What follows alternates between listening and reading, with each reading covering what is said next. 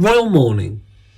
Following the death of His Royal Highness the Duke of Edinburgh, the Queen approved the Prime Minister's recommendation that there would be a period of national mourning beginning on Friday the 9th of April until Saturday the 17th of April, the day of the funeral inclusive. This means that the Union flags were being flown at half-mast on royal residences, government buildings, establishments of the armed forces and UK posts overseas. The Royal Standard remained being flown at full mast. Additionally, it was the Queen's wish that the royal family observe 2 weeks of royal mourning, starting on Friday the 9th of April. Royal mourning was observed by members of the royal family and their households, together with troops committed to ceremonial duties. During this period, members of the royal family continued undertaking engagements appropriate to their circumstances. Mourning bands were to be worn where appropriate. Friday the 23rd of April marks the end of the 2-week period of mourning for the British royal family. Following the death of a member of the royal family, the Lord Chamberlain or the Earl Marshal will consult with the Prime Minister before seeking the Sovereign's commands with regard to mourning. No action should be taken until there is a formal announcement of the death. National mourning is to be observed by all, including national representatives serving abroad. Flags are to be lowered from the day of death until the day of the funeral, and business and sporting activities are to be considered by the Prime Minister's office. Royal mourning is observed by members of the royal family, households of the royal family, and troops on public duties. Flags should be flown at half-mast on the day the death is announced or immediately following, and the day of the funeral. Flags should also be lowered on any other occasion where Her Majesty has given special command. Unless the flagpole is illuminated by a spotlight or similar lighting, the flag should be raised each morning at 8 a.m. and taken down at sunset. The Lord Chamberlain's Department, through the Department for Culture, Media and Sport, and through the National Executives, issues a list of flag flying days. If a flag flying day occurs on a day when flags are to fly at half-mast, the flag should still be flown at half-mast. Official engagements may be fulfilled, but social engagements are to be cancelled. Black edge stationery should be used for all significant announcements about the death of a member of the royal family and for external communications about subsequent arrangements. Mourning stationery need not be used for other correspondence. According to reports, the Queen did not use the customary black edge stationery during the official period of mourning. Instead, she used personalised stationery featuring her crest in black rather than red. This move is thought to be in honour of the late Prince Philip, who also took a less traditional route with some aspects of his funeral preparations. Notably, his coffin was transported on a custom-built Land Rover, and there were no eulogies at Saturday's service. In contrast to the Queen, Prince Charles and the Duchess of Cornwall and the Duke and Duchess of Cambridge are using a standard black edge stationery during the mourning period. This tradition has existed since the 19th century, when, after the death of Prince Albert in 1861, Queen Victoria corresponded on stationery with a black border, referencing her state of mourning. Queen Elizabeth, however, did use the black edge stationery for one final note to Prince Philip. The Queen placed this handwritten letter on the late Duke of Edinburgh's coffin, and it was visible throughout the memorial ceremonies. Whilst funeral guests could not see the entirety of the letter's contents, we do know one detail. The monarch signed the note Lilibet, her childhood nickname. On all occasions of public mourning, the head of the mace should be draped in black, or a black bow tied around the shaft. This should apply both when the mace is in use and when it is on public display, for example in a glass display cabinet. On the day of the death, the day of the funeral, and on days in between, when public mourning is observed, thought should be given to the way in which the chain of office is worn. Practice varies. For instance, a small black bag or purse could be fitted over the jewel, so that only the chain is seen. Careful thought should be given to the types of engagement undertaken, especially on the day of the announcement of a death, and on the day of the funeral. Opening books of condolence. The decision on whether or not to open books of condolence is entirely for the local authority to decide. Such books can provide a helpful opportunity for people to express sadness, but it is a decision to be taken locally on whether or not it is appropriate. A loose leaf book is suggested in case pages become spoilt, in which case they can be easily removed without affecting contributions made by others. It also enables the pages to be reordered so that the first pages can carry the messages and signatures of the local mayor and other civic leaders, even if they cannot be present when the Book of Condolence is opened. In recent times, coronavirus restrictions meant that an online Book of Condolence was set up instead of the traditional physical hard copy books. Dependent on local circumstances, it is suggested that Books of Condolence should be closed at the end of the day following the day of the funeral.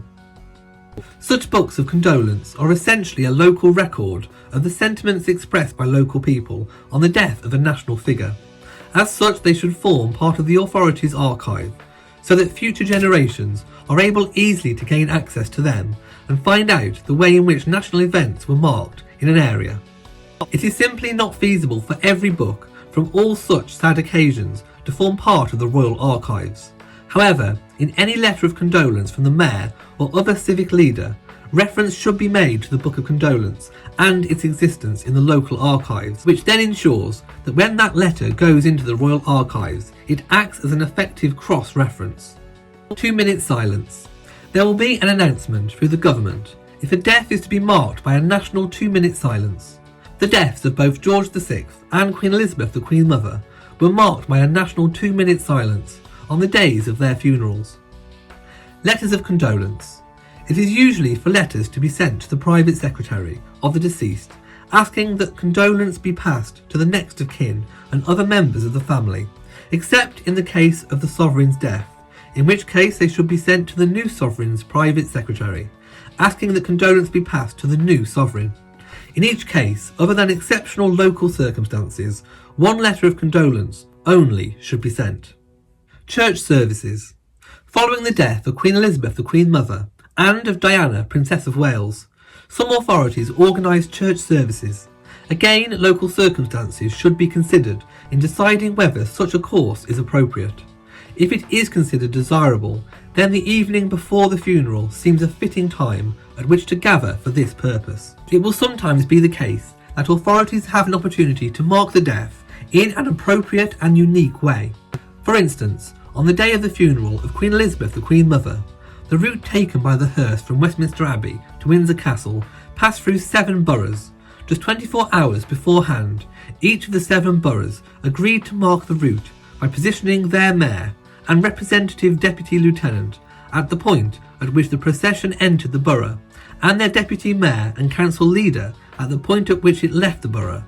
By this simple act, the 7 councils demonstrated their sadness, loyalty and affection, whilst affording a focal point around which local people could gather. The Queen has eschewed her normally colourful outfits for sombre all-black apparel during the 2-week mourning period for her husband, Prince Philip, Duke of Edinburgh. The Duke of Edinburgh's funeral was the first royal funeral in the UK since the Queen Mother passed in 2002. As is customary, the entire royal family followed a stringent dress code. The women wore black knee-length day dresses and formal hats, while the men dressed in black mourning coats with medals. According to a spokesperson from Buckingham Palace, in a break from tradition, no family members will be in military uniform. Even in times of grief, close attention is paid to how royal family members interpret dress codes, which date back hundreds of years and have shifted over time. In 1982, widely seen photos of Princess Diana at the funeral of actress and Princess of Monaco, Grace Kelly, show the newly wedded royal in a veiled straw hat, collared long-sleeved black dress and heart necklace, an appropriate choice that still showed her inherent sense of style. Princess Diana had that sense of having an eye to what the public expects and just knowing how to strike the right note. Taken during the Princess of Wales's own funeral in 1997, the heartbreaking image of Prince Philip, Prince William, Diana's brother Charles Spencer, Prince Harry and Prince Charles walking behind the coffin in dark suits is one of the most referenced photos in contemporary royal history and emblematic of modern royal funeral attire. Though black has long been the colour of choice for mourning, it was popular among the wealthy during the Middle Ages. It became ubiquitous with grief in the 19th century. It was during this period in Europe and America that mourning dress codes took hold, particularly for women, bolstered by the rise of women's publications, as well as more affordable clothes. Harper's Bazaar, for example, advised readers to aim for a nun-like simplicity. In 1868, black was briefly retired in 1938, following the death of Queen Elizabeth II's grandmother, the Countess of Strathmore. A photograph shows the Queen Mother wearing a white dress, designed by Norman Hartnell, to honour her mother's passing. The concept of white mourning followed the example of Mary, Queen of Scots, who was painted in a white mourning dress after she lost multiple family members in the 16th century. But no one had more influence on mourning attire than Queen Victoria. Following her husband Prince Albert's unexpected death in 1861, the monarch very publicly expressed her sorrow by wearing black every day for 4 decades until her own death. It was Victoria who helped codify the nuances of grief fashion and maintained her identity as a perpetual widow. In the Victorian era, even really small details of dress indicating what stage of mourning you're in became really important. It showed wealth and status to be able to afford an entire mourning wardrobe, as well as society know-how to understand all of the rules. For a year and a day, widows were expected to wear full mourning attire, known as widow's weeds, which consisted of matte black crepe fabric with no embellishments. As one's grief faded, colours and other fabrics could be slowly reintroduced. Finally, for the last 6 months of the 2.5-year period, half mourning garments could be worn in white, grey, pale yellow, or shades of lilac or lavender. Sometimes they were of vibrant purple. The exhibition Death Becomes Her displayed one such gown of wool twill and silk velvet, with bold shoulders, black trim, and intricate white and gold detailing. Though it was customary to return to a normal wardrobe following the years-long grieving period, Queen Victoria persisted in wearing black mourning outfits for the rest of her life. As Death Becomes Her showed one of Victoria's dresses from 1894, 33 years after Albert's death, was a sombre black crepe gown with simple trim. Victoria's eternal show of grief was unpopular with her subjects, as it encouraged a more rigid dress code. Her daughter-in-law, Queen Alexandra, marked a shift, loosening restrictions when Queen Victoria passed, and after her own eldest son died. Alexandra opted for glittering half-mourning gowns of mauve silk chiffon and sequins, as well as pale yellows and greys. Over the decades, the impractically long mourning wardrobe traditions went out of style, but Victoria's influence is still present in modern royal mourning periods, from the austere colours to the rigid adherence to dress codes. Thank you for watching this video. If you have enjoyed it, then please give it a big old thumbs up. Don't forget to share on social media, and also hit the notification bell so you know whenever I upload a new video. Also, please do remember to subscribe to the channel. So, from me in Shropshire, goodbye.